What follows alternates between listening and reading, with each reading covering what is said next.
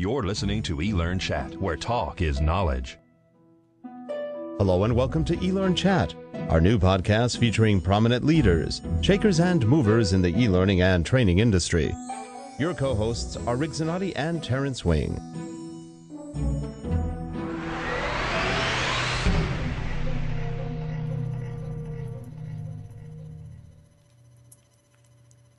This episode of eLearnChat is sponsored by Relate Corporation. That's www.relate.com, and Liquid Learn, which you can find at www.liquidlearn.com. Happy New Year, everyone. This is Rick Zanotti with eLearnChat, and we hope you all had a great vacation, and wherever you are today, we hope you're having a very good day.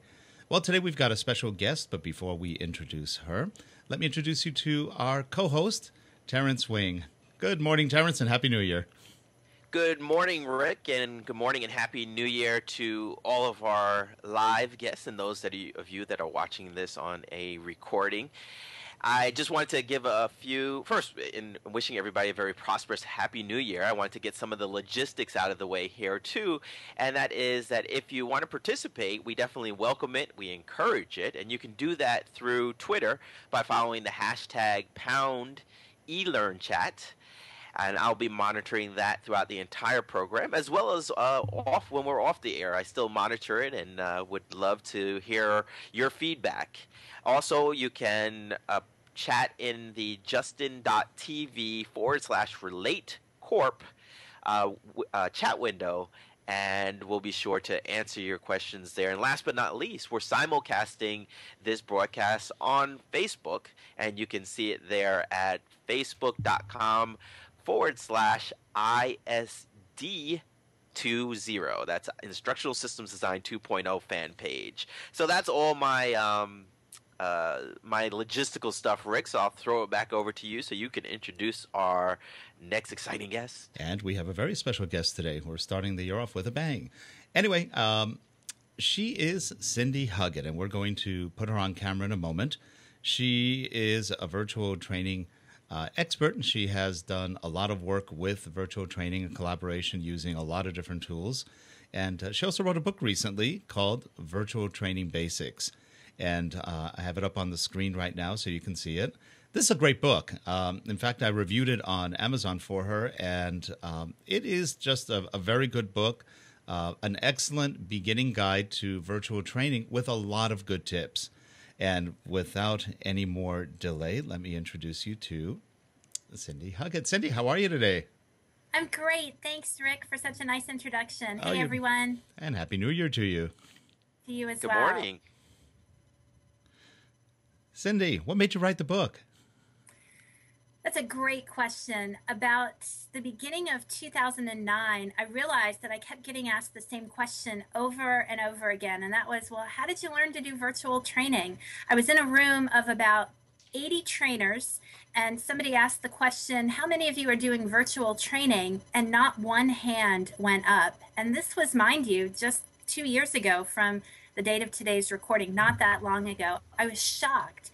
And I realized that there were a lot of trainers out there who really didn't know how to get into the virtual classroom. And we all remember what was going on at the beginning of 2009. The economy was about to take its tank, and travel was being reduced, and trainers, whether they wanted to or not, were being asked to get into the virtual classroom. So really, as a result of those three things, the realization of being asked and realizing how many trainers weren't doing it, and the fact that we all needed to learn how to do it, came together with, well, how did I learn to train virtually? And I started writing down those steps, writing down what it takes, and that turned into a book. I was very fortunate at the time that there wasn't a book out there like it, and there was a publisher willing to back me on it.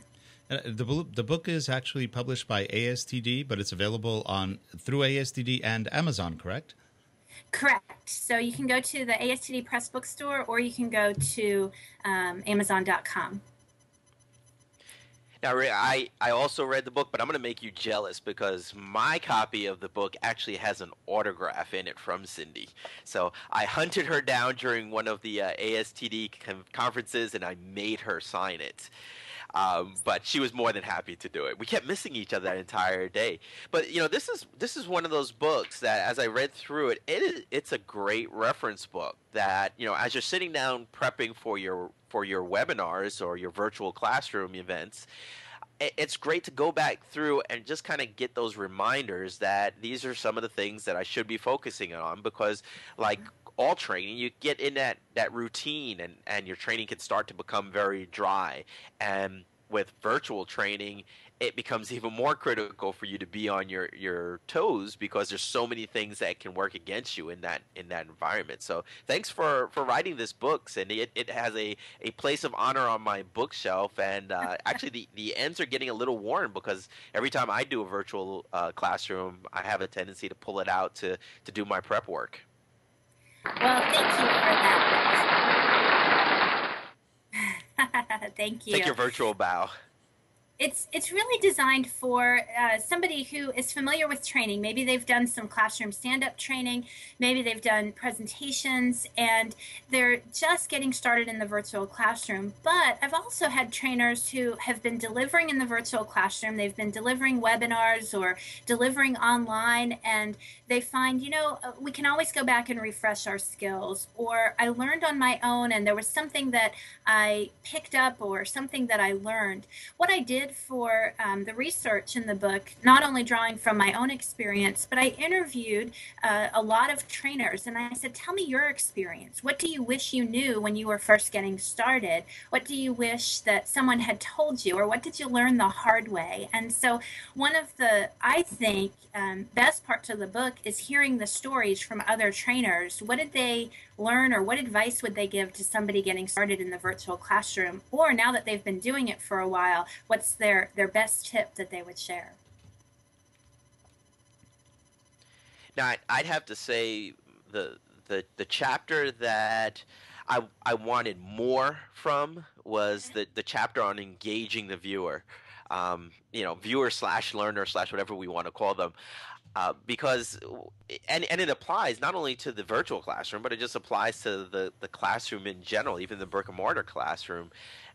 I find that the challenge many trainers have, and myself at times included, is that we kind of get in this routine of almost lecture, and we all know that that's not really conducive to adult learning.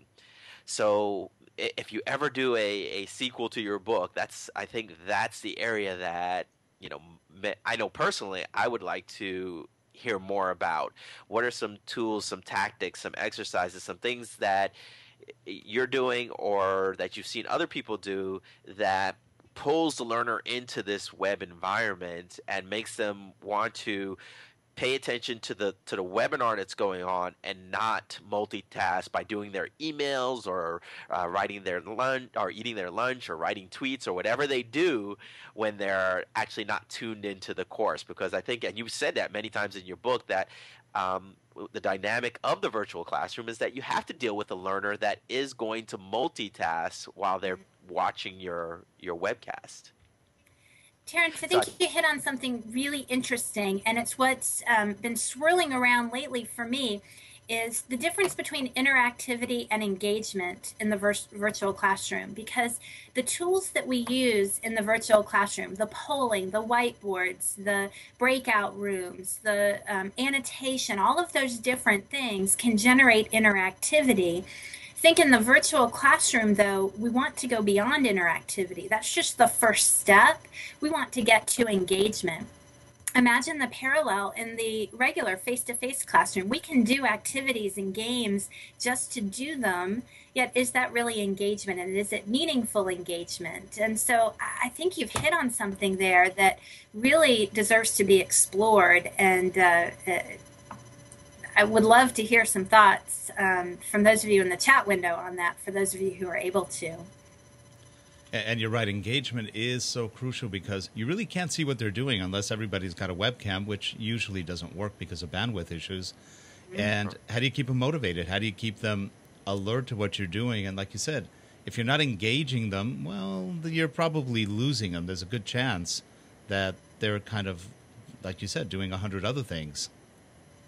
Yeah, so some of the newer virtual classroom software programs now have an engagement or an attentiveness monitor where if somebody switches to a different window, it shows you the presenter. So you see a little symbol next to their name that they've switched to another window. When I see that, great opportunity to call on that person or get them involved in an activity or bring them back, draw them in. Electric Or shock, if, right? yeah, if you do a poll question, you can see who's responding, who's not. And one of my favorite things to do is to, in an activity, something meaningful, not a game just to play a game, but something related to the topic, is to have a series of poll questions or some sort of game, a competition, get people involved. And you can see who's responding, who's not, who's engaged, who's not. And it's really on the learner. If you think about who's in control of their learning, it's the learner, not the trainer or not the speaker. It's really about them getting the most from the learning experience. And I do see in the chat window, somebody made a comment about engagement coming from the design of the class, and I wholeheartedly agree with that. When we're using interactivity techniques and engagement techniques, that's a lot of the design.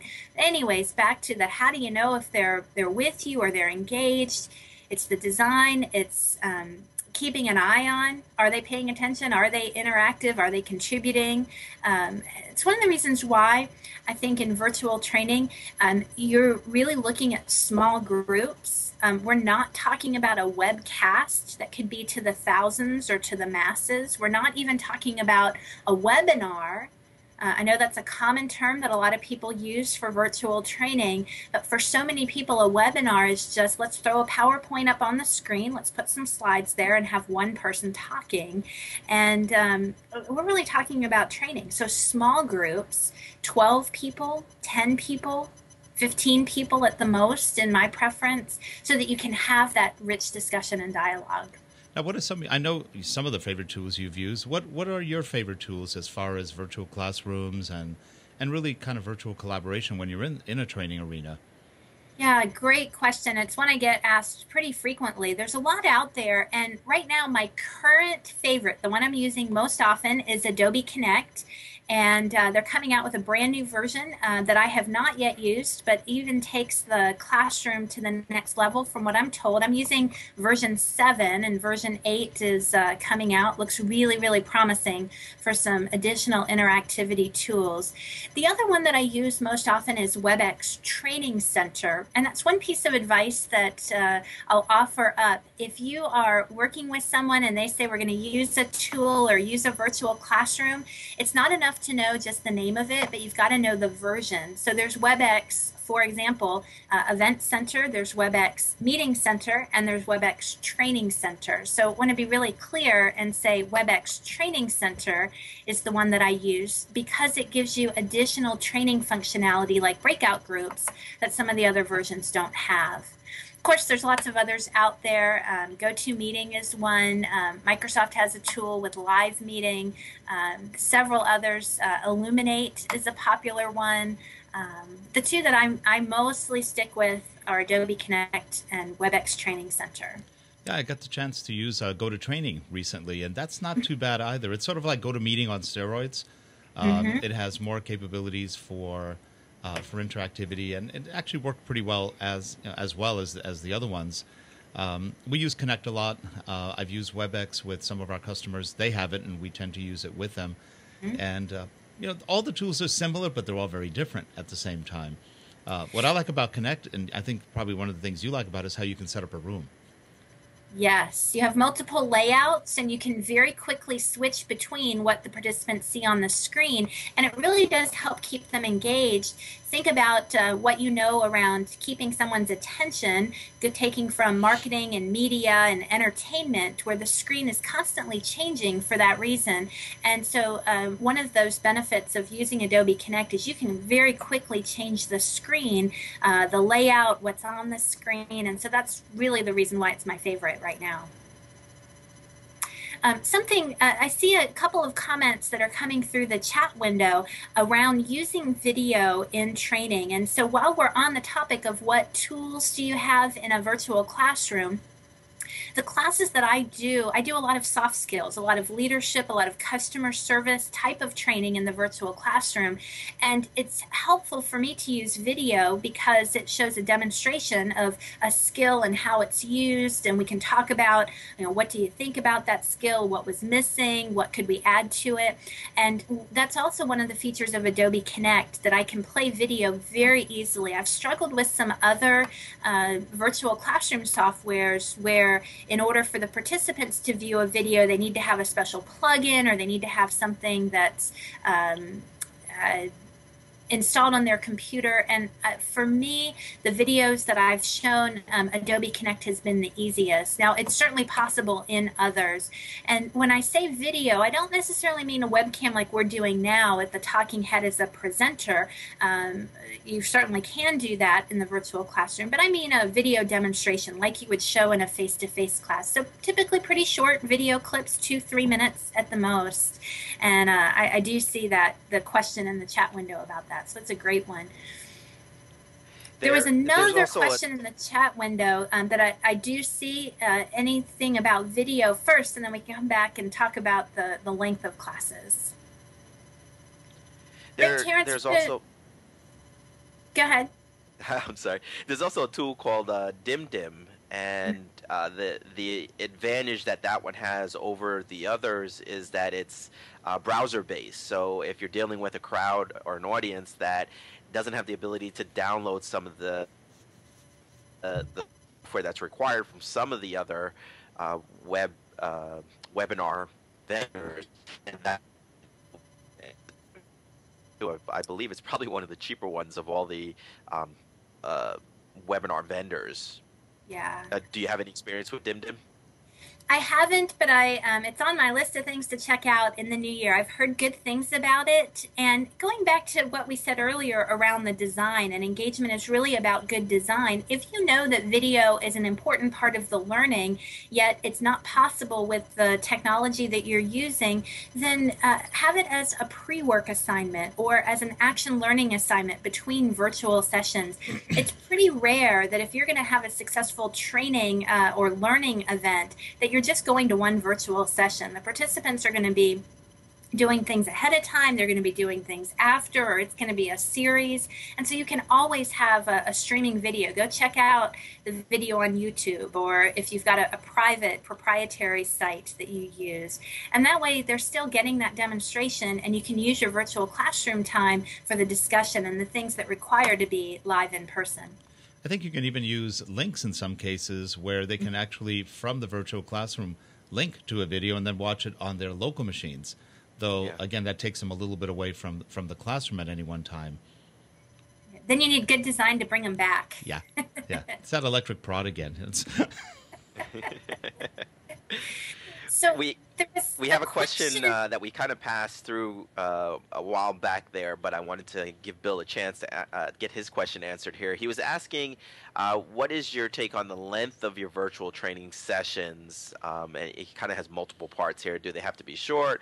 Can they be long, more than 1 to 2 hours? And how does it impact how a virtual class is facilitated? Once again, another great question, because let's think about the virtual classroom and the engagement. So the general rule of thumb is that there's interactivity at least every 3 to 5 minutes in the virtual classroom. So imagine you're a participant, and every 3 minutes you're doing something. You're typing on the screen, or you're clicking the mouse, or you're actively engaged. Then how long can you really do that for? Can you do that for 8 hours in a row? No, of course not. We've got to have those mental breaks and the physical breaks. And so a typical virtual class, about 90 minutes is ideal. Most of my virtual classes, we set them for 2 hours. That gives us a little bit of time to get in connected, make sure everyone's online, gives us a little bit of flex time, but 90 minutes is really ideal. And usually at that halfway mark, I'm having participants stand up or go look out a window or to do something so that there's a break in there. Now, with that said, I have done virtual classes that are 5 and 6 hours in length. for reasons that a client has wanted or there's been an extenuating circumstance. And in those cases, what we do is we chunk it down. We do an hour and we take a 30-minute break. We do another hour and we take an hour break. We come back together. And so it's spread out over time, and there's natural design breaks throughout. So that's pretty typical, I think. I don't think you'll find many virtual sessions that are successful that are much longer than 90 minutes or 2 hours straight, that is. And it looks like we've got a little bit of a discussion in the chat room going on about managing the chat. And that's coming from Dawn, Lily, and Kiaket. I don't know how to pronounce that last one there, but I think it's they keep Kiakset. What is it? Kiakset, who happens to be in our office, also known as Katie. Katie? Okay. So what are your thoughts on managing the chat? Terrence, I think the way you ask the question is the answer to the question, because the question was, how do you manage chat, or do you manage chat? And my response is we want participants to be involved, and chatting is one of the best ways to do it. Do I manage it? Absolutely not. It's the participants manage themselves. Now, one of the most common questions that trainers ask is, but there's so much going on in the screen, how can I possibly keep up? And two schools of thoughts, or two ways to think about it. First of all, when I hear trainers asking about, well, how do I keep an eye on everything that's going on in the screen? That's the trainer who wants to have control over everything that's going on over the screen. And just like in the face-to-face classroom, you really don't have or shouldn't have control. If we're talking about participant-centered learning and getting the participants involved, we want them to be in charge of the class. So if you think about it, around a whole idea of chat gets participants involved, and the more they're chatting, the more they're discussing, the more they're involved. Now, design is important. You want to have relevant things for them to be chatting about. You want to have the design built that there's plenty of opportunities for them to discuss and talk. Then absolutely use that chat window. Have at it. Let them have private chat with each other. Make sure they know the first time that they, mess up and send a private chat to someone that shouldn't see it. It happens. But so does passing notes in a face-to-face classroom, or cell phones erupting. Those distractors, they happen. Here's the second thing, and one of the reasons why I hear trainers say, well, I'm just not comfortable because I can't keep up. They're concerned about the technology. They're concerned about multitasking. They're concerned about, can I keep my eyes on that? And think about how you drive. Most of us on the call, most of you who are listening to this, have driven a car or ridden a bike. And think about all the things you have to keep an eye on when you're driving. You've got to keep an eye on the road and the steering wheel and your speed and your rear view mirror and your side mirrors and your passengers and everything else that you're looking at. And when you first learned how to drive, a little bit difficult. It might have taken you a couple of times to pass that driver's test, but eventually you did. And with practice, now it's just second nature and you do it. It's the same thing with the virtual classroom. It's the same thing with the chat window. You learn and you're able to train yourself to look at those different places and keep up and figure out what you need to keep an eye on. So yes. Have lots of chats going on. Now, keep in mind, we live in California where people drive only looking at their phones. Texting and talking. That's it. Nothing else. Though it's against the law here, but it doesn't matter. Yeah, so sad. So sad. One thing, what do you think about having an assistant? Because I've noticed when I've done webinars, I usually have an assistant either monitoring the chat or monitoring questions, which allows me to focus more on the training and what I'm doing versus having to kind of constantly look around and make sure that I'm not missing anything, which is real easy to do when you're really focused on other things. What do you think about having an assistant? I love the idea of it, especially if you're brand new to virtual training, although it's helpful for anyone, both experienced as well as the newbies, because that person can, if someone's having a technical problem, take care of it on the side while you're still facilitating the class. That person can help you keep track of time. That person can help you if something comes up on the chat window that perhaps you didn't get to. In some cases, that second person, that assistant, you'll hear it referred to as a producer. If you think about a radio show with a producer, that person who's behind the scenes, making sure all of the technology works, opening up the poll questions, responding to things, it's a great idea to have. For some, it's a luxury to have. Not all trainers have the ability to have one. So if at all possible, I definitely recommend it. It can be a co-trainer, a co-facilitator, or it can be someone solely focused in on the technology and helping you keep track of the participants. Have you ever actually assigned that task to one of the attendees? Great question. I have in pieces to help increase engagement. So we get a participant who's the scribe on the whiteboard, or a participant for a period of time is going to be the one to pick out the best answer in the chat window or their favorite answer, or to do certain things. I typically don't have them do things like the technology troubleshooting or those types of things that might be a little beyond the scope of what the participant does. But yeah, definitely a great way to get people involved. And by the way, I just thought of something. You are going to be at ASTD Tech Knowledge in beginning of February in San Jose. You're Yes. presenting, right? I am. I'm actually doing a couple of different sessions. One of the sessions is a tech intensive where we're going to be walking through the 10 steps. If you're a classroom trainer converting to the virtual classroom, what are those 10 steps you need to follow? And to rate yourself, you might find that you're doing great at 2 or 3 of them and you need some assistance, or there's areas of opportunity in the other ones. And so we'll be doing that. It's a Thursday afternoon session at Tech Knowledge. I'm also participating in a panel discussion with some other virtual training experts on Friday morning. We're going to be sharing of our experience, taking questions from the audience, and really looking forward to that as well. That should be great. And Terrence, you also are going to ASTD Technology and presenting. Yes, they're getting their money's worth out of us, Cindy. I'll be doing a breakout on using Twitter in learning, so Twitter for the learning professional, and Cool. that's on Friday. Unfortunately, I think it's the last session on Friday, so by then the back channel will be pretty much dying off, but I'm hoping to have some fun with that. And I will also be managing the tweet stream for the conference. They'd asked me to, manage their ASTD the conference hashtag and their account to stimulate the back channel. So I'll be doing that throughout the entire conference. And last but not least, I am being interviewed by Michelle Lentz and Cami Bean at some point. They haven't given me a schedule on that, about social media. So that's my role in Tech Knowledge. That's great. And I'll be also at the conference. I'm going to be working one of the booths for Adobe. So I'll be in the Adobe booth.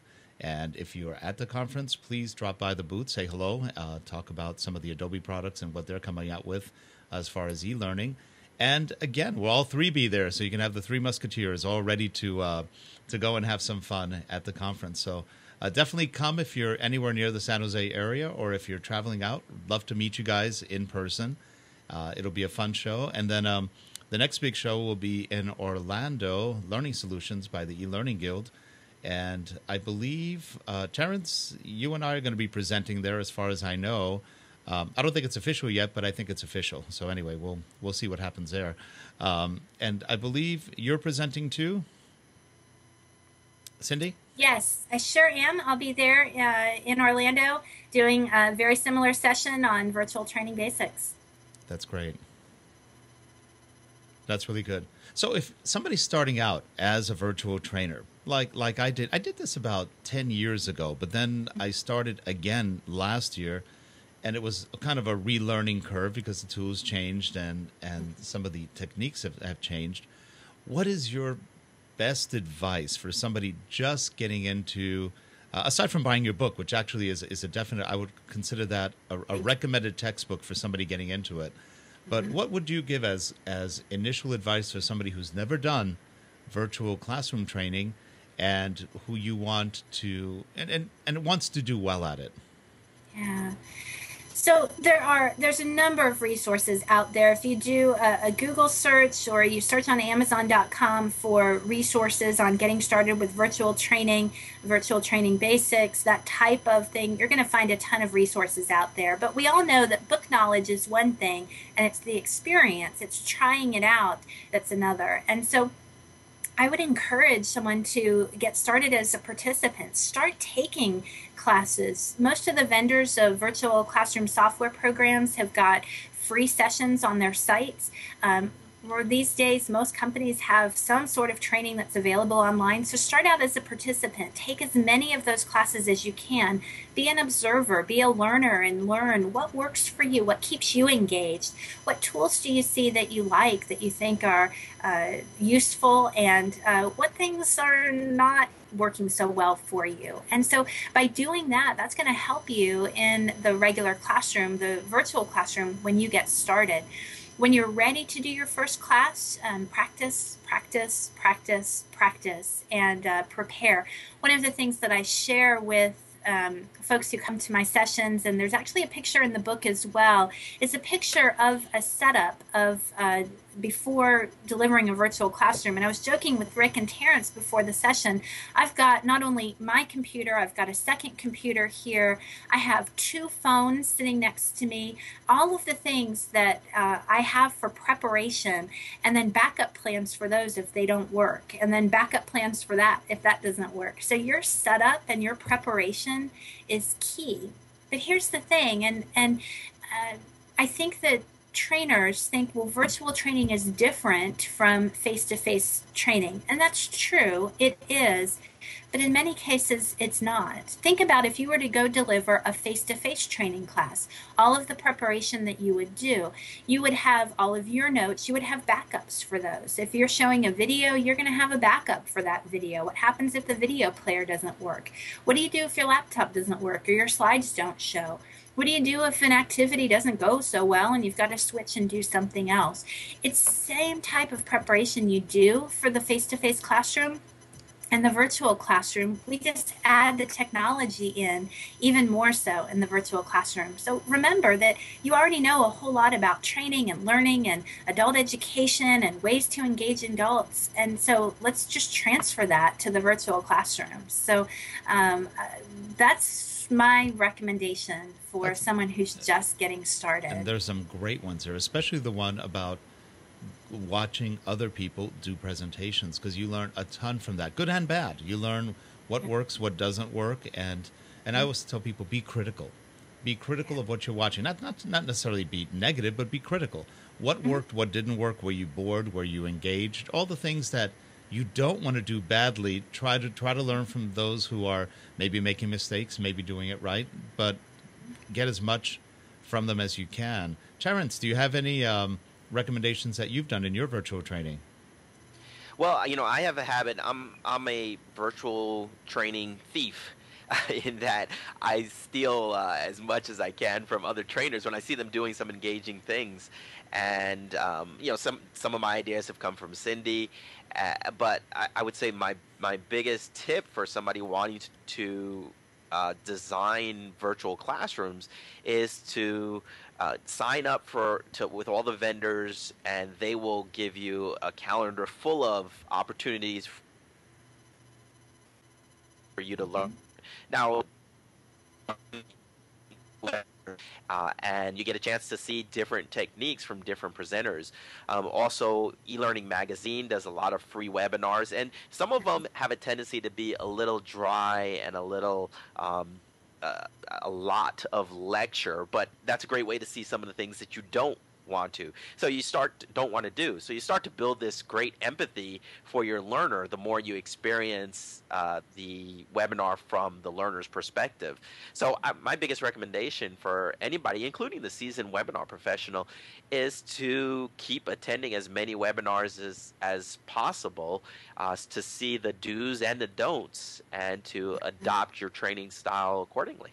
Yeah, that's great advice. One of the things I'd recommend is, especially if you're new to virtual training, and maybe even new to training on the whole, is make believe you're in a conference call. Just make believe it's you and maybe a couple of people, and you don't have to worry if you have 200-300 people. My very first webinar had about 250 people, at which point I went, that's a lot of people, especially when I can't see what they're doing. And I just really dealt with it by saying, okay, it doesn't matter. I'm in a conference call with 5 or 6 people. I know all of them. And it worked out fine. But the thing is, for a quick moment, you start going, okay, what's going on? Palpitations? No, it's okay. And if you take that approach, you'll probably not be so nervous on the first one. And like Cindy said, get to know your tools. Get to know what your tool can do, and practice, because that's going to make your session a whole lot better, especially when something goes bad. And invariably, things go bad. More often, the one thing we notice that goes bad, and Cindy, I'll get your advice on this one, is bandwidth. All of a sudden, the internet goes down or whatever goes bad, and that can leave you high and dry. Yeah, it sure can. And that's one of the things that you do want to prepare ahead of time is, what are you going to do if you lose your internet connection, or your phone stops working, or you're planning to play a video and 5 of the participants can't see it, or whatever the technology problem is. And so your backup plans, your preparation become critical. And the more you practice using those backup plans, the better. We talked earlier about having an assistant or a producer. That's one way that you can, if your internet connection goes down and the producer's still connected, they can keep the session running while you're getting reconnected or you're switching to your other computer. Or I even had once where we started our class, we were 15 minutes into it, and not only did my internet connection go, so did the telephone, and so did everyone else's. We got completely kicked out of the meeting room. Well, fortunately, had everyone's email address, was able to quickly send off an email that said, hey, we're going to get reconnected, but we had to set up a whole new meeting room, a whole new meeting link. It took about 10 minutes or so for everyone to get back online, back connected, and when you're doing a 90-minute class, 10 minutes is a good chunk of time. And so fortunately, everyone was gracious about that. We extended class for a little bit, but we know that those technology things are going to happen. Yep. Just like in the face-to-face classroom, I can't help but draw the parallels. Things go wrong in the face-to-face classroom and you switch to plan B and you take a quick break or you go to your backup plans. It's the same thing in the virtual classroom. Yeah, I call those weight loss opportunities when all of a sudden everything crashes and the sweat starts. It's just good. Yes, yes.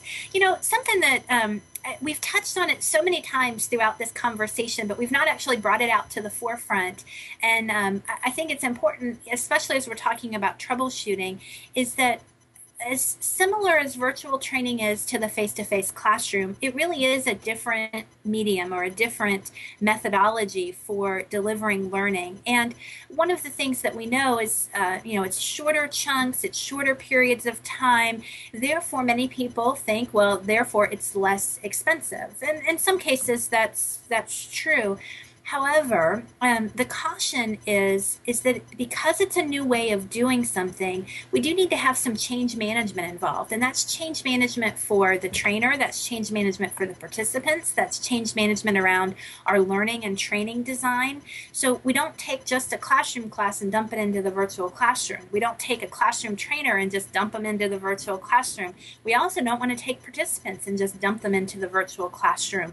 We want to be equipping them with the tools they need. That may mean that your participants need to have headsets in order to participate from their desk, or they may need an upgraded internet connection. So when we're thinking about technology challenges, sometimes it's because people aren't equipped with what they need.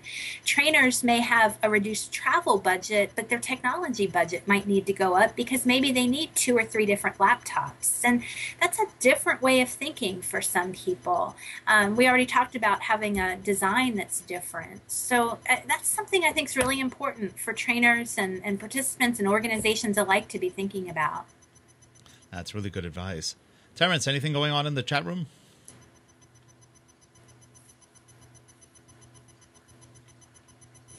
Oh, you know what? We lost Terrence's audio for a moment.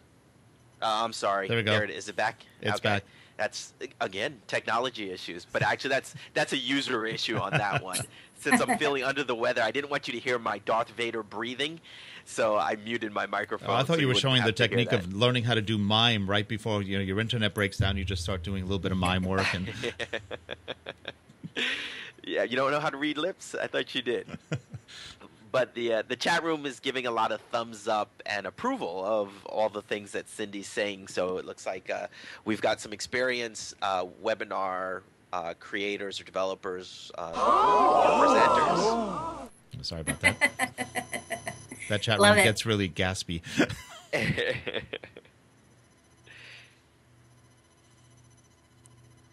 No, did I lose you? No, Are you we're still all there? here.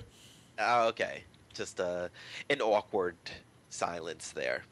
But yeah, the chat room is definitely in agreement with you, Cindy, and very very lively chat room that we have going on today, and a couple of people that I haven't seen before in the chat room. So welcome to all the newcomers, and welcome to our veterans as well. And what we are going to do at the end of this is, we're not going to do it during the show. We'll do it afterwards because we have to set up a little random thing. But somebody in the chat room will win a copy of Cindy's book, Virtual Training Basics. So we will send it out to you when that is done. And we hope you enjoy it. And don't loan it out. Make sure that you make people buy it. It helps Cindy out. And frankly, it's a good book to have in your library. Thank you. Absolutely. You're welcome. Great. I'm looking through to see if we had any other questions in the chat window. And one of the suggestions that's popping up, which is a fantastic idea, is to have a class on how to learn online, to have some sort of kickoff or some sort of how to learn online. And that's a fantastic prerequisite that you could have before you're doing virtual training. That helps participants know what's expected. One of the challenges I have in my virtual classes is that participants have been to other ones that are not very interactive. And so they come to my classes and they expect that they can sit back and read their email and do other things while they're on autopilot. And that's not the case in my classes. So therefore, it's an extra hurdle for them to overcome. So by having them go through a how to learn online or some sort of preview to help get those participants up to speed, it gives them a little taste of what to expect when they are attending and engaging and learning in a class. And remember, you do not sit idly at Cindy's class. No. Good. Anything else that we are missing in the chat window, or other comments or questions? I think this has been a great discussion today, and it's something that as Terrence tweeted earlier, this is probably the year of the virtual classroom. It's becoming more and more prominent. Air travel, not only, I mean, unless you like being groped, it's not the most fun thing on earth anymore. And it's expensive. And a lot of people don't want to send people to classes or even conferences like they used to. Maybe that'll change as the economy gets better. But for right now, virtual classrooms just make a lot of sense from a money perspective, from a training perspective. They can be extremely beneficial and cost effective. Agreed. I think we lost Terrence again. Again, user error. Rick, you and I always have this conversation about that the tools are great. Sometimes the tools do have limits, but also realize that your trainers can either be great or with many limits as well. And sometimes oftentimes the case is that it's not the tool, that it's the trainer that's causing a lack of engagement and a lack of learning opportunities. So, absolutely. For corporations watching this, don't always consider that it's the tool that's the issue, but perhaps your trainers need to be trained on how to use this tool appropriately. Oh, and a bit of advice. If you're a boring trainer in real life, you will be a much more boring trainer in the virtual world. So. Very true. Very true. Yep. Timely advice. Yeah. One thing that Cindy talks about in her book, which I really applauded, is the voice, the role of the voice in training. It's so important. Your voice carries the training. If your voice isn't up to par, or if it's just really flatline and it never varies, you're going to kill people. You're going to put them to sleep, and it just won't be very interesting. So your voice is very important.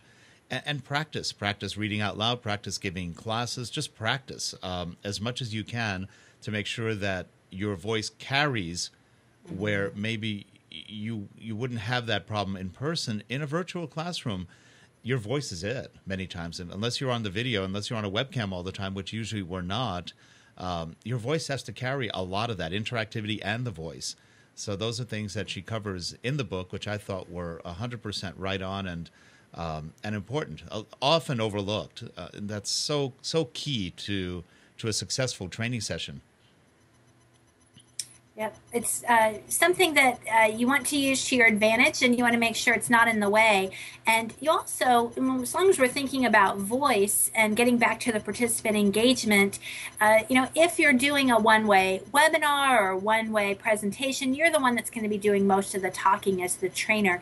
If it's a training class that's participant-centered, you want your participants talking. And one of the things I have found is at the very beginning of your class, whatever method you use to get your participants engaged right away, I would like my participants to talk. I want them, each and every person, to hear their voice, because it sets the tone for the rest of class that I, as the trainer, am not going to be the only one talking. We want the participants to be talking. And so to give each of them opportunities near the beginning of class to be verbalizing and talking, it's a shared learning responsibility. It's we're all in this together and we're learning something together. And so the more you can do that and help participants find their voice, the more engaged they'll be as well. Oh, that's great. Well, we are just about at the end of our time, and this has been an absolutely great conversation. I think it's been very useful, very practical, and again, I can't recommend enough Cindy's book. I wish I had it a year ago when I was starting to do webinars again, trying to figure out, okay, what do I do? Some of it I did naturally, and some of it I was going, gee, I wish I had just a little bit more help. And her book is that kind of book which will help you get by. Cindy, you should put together a little video training program on how to do virtual classrooms. That would be actually fun. And lynda.com listening, that would be interesting. It would be. I've got a website that'll be out soon. It's not yet live, but look for it hopefully by the end of this month, virtualtrainingbasics.com, to have a lot of different resources like that. So stay tuned for some more information about virtual training. You heard it here first. Virtual Basic Training. It's virtualbasicstraining.com. Basics.com. That's cool. Okay, we will definitely keep everyone posted on that one. I'm sure you'll be tweeting that out, and much success and luck with that, because that sounds like a really good venture. I think you've hit a good niche on that. Thank you. It's anything to help trainers. I tell people I'm on a mission to eliminate boring virtual training. Let's get rid of that and make it exciting and an opportunity for folks to learn. Missions are good. Anyway. And her Cindy's Twitter account is @CindyHug, and I just put that into the chat window because Leva had asked that question. So definitely follow her so you can keep up to date on these tools. And we'll definitely be retweeting when she does tweet. Well, anyway, we're going to wrap up this show. This has been an absolutely great show. We appreciate Cindy coming on and sharing her knowledge and experience with us. And Terrence, as always, good to have you on board. And again, we wish everyone a very happy New Year. Terrence? Happy New Year, everybody. Have a happy New Year. Cindy, thank you again very much. And we will see you all next week. And for now, stay warm, because a lot of parts of the country are kind of frozen. We're not frozen out here, but we're windy. So have a good one. We are going to stay on live after the show, but for now, we're going to end this show with a little bit of music, and we will see you all next week. Thanks again, everybody, for showing up in the chat room and for watching the podcast. Bye-bye. Thanks, everyone.